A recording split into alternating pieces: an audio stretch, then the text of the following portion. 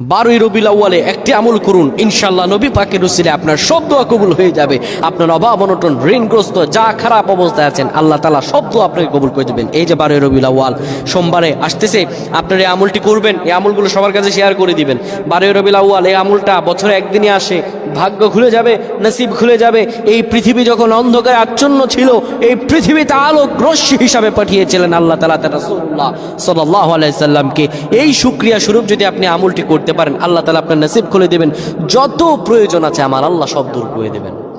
আমার আল্লাহ রাব্বুল আলামিন পবিত্র কোরআনুল কারীমে বলেন, শোনো দুনিয়ার মানুষেরা, ইস্তাঈনু বিস-সাবরি ওয়াস-সালাত, তোমরা আমার কাছে চাও ধৈর্য এবং নামাজের মাধ্যমে। বিশেষ কিছু সময় আছে, বিশেষ কিছু ক্ষণ আছে যদি কোনো ব্যক্তি চাইতে পারে।